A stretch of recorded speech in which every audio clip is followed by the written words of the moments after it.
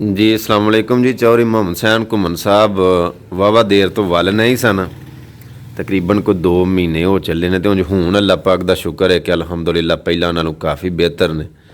तो इन्हां दिनां लत्त दा मसला बनया सी कि लत्त मतलब काम नहीं करदी, सौं जांदी है, पता नहीं पट्ठे नूं खिच लगी है, दब लगी है जां की मसला है, डॉक्टरां दी कोई समझ दे विच गल नहीं आउंदी।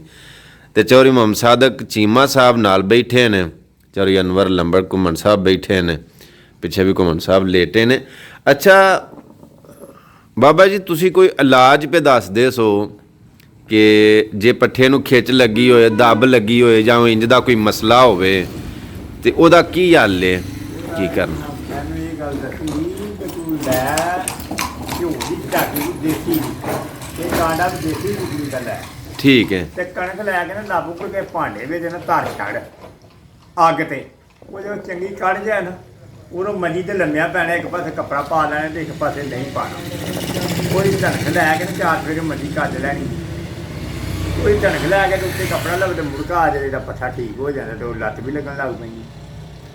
कनक लैके लपक सारी तो वो जो उत्ते ढक्कन देना है ना, हाँ ਉਹਨੂੰ ਚੰਗਾ ਢੱਕਣ ਨੂੰ ਨਿੰਬਣਾ ਆਟੇ ਨਾਲ, ਵਾਹ ਨਾ ਨਿਕਲੇ। ਵਾਹ ਉਹਦੇ ਨਿਕਲੇ ਜੋ ਮੰਜੀ ਦੇ ਥੱਲੇ ਕਰਕੇ ਉਹਨੂੰ ਖੋਲਣਾ। ठीक है ठीक है ਮੰਜੀ 4 ਜੋੜੇ ਕੱਪੜੇ ਪਾ ਲੈਣੇ ਨੇ, ठीक है ਉਹਨੂੰ ਥੱਲੇ ਢੱਕਣ ਨੂੰ ਖੋਲਣਾ ਤੇ ਬੰਦੇ ਨੂੰ ਭਾਰ ਵਧੀਆ ਆ ਜਾਏ। ठीक है। उतों बंदा ਪਹਿਲਾਂ ਉਹ ਖਾ ਲੈਣਾ ਹੈ, ਪਹਿਲਾਂ ਆਂਡਾ ਵੀ ਤੇ ਘਿਓ ਵੀ, ਆਂਡਾ ਵੀ ਉਹਦੇ 'ਚ ਪਾ ਕੇ। ਤੇ ਘਿਓ ਵੀ, ਦੁੱਧ ਘਿਓ ਕਿੰਨਾ ਕੁ ਹੋਵੇ?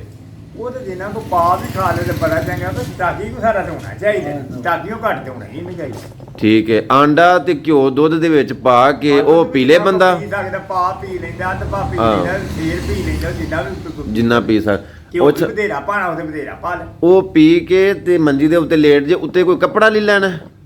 ਉੱਤੇ ਕਪੜਾ ਲੈ ਲੈ, ਉੱਤੇ ਕੱਪੜਾ ਲੈ ਲੈਣਾ। ਜਦੋਂ ਉਹ ਧਨਕ ਨਿਕਲ ਜਾਣੀ, ਜਿਹੜਾ ਮੰਜੀ ਤੇ ਕੱਪੜਾ ਉਹ ਸਾਰੀ ਮੰਜੀ ਦੇ ਸੁਕਾਉਣਾ ਹੈ ਕੱਪੜੇ ਦੇ, ਤਾਂ 15 ਮਿੰਟ ਹੀ ਸੁੱਕ ਜਾਂਦਾ।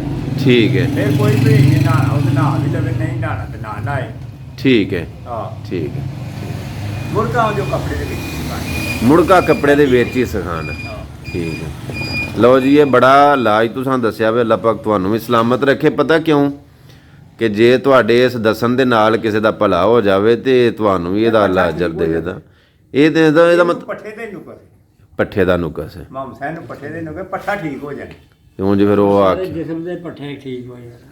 ਇਹਦਾ ਮਤਲਬ ਇਹ ਇੱਕ ਗੱਲ ਮੈਂ ਤੁਹਾਡੇ ਕੋਲੋਂ ਪੁੱਛਣਾ ਚਾਹੁੰਦਾ ਕਿ ਇਹ ਜਿਹੜਾ ਤੁਹਾਂ ਇਲਾਜ ਨੁਸਖਾ ਦੱਸਿਆ, ਇਹ ਸਿਰਫ ਲੱਤ ਦੇ ਪੱਠਿਆਂ ਵਾਸਤੇ ਜਾਂ ਕਿਸੇ ਨੂੰ? ਮੇਰਾ ਮਤਲਬ ਹੈ ਕਿਸੇ ਨੂੰ ਉਤਲਿਆਂ ਮੋਢਿਆਂ ਤੇ ਵੇ ਜਾਂ ਲੱਕ ਦੀ ਪੀੜ ਜਾਂ ਵਗੈਰਾ ਵਗੈਰਾ ਕੋਈ ਵੀ ਜਦੋਂ ਸਾਰੇ ਠੀਕ ਹੋ ਜੇ। ਹੋਣਾ ਤੇ ਸਾਰੇ ਜਿਸਮ ਨੂੰ ਸਾਡੇ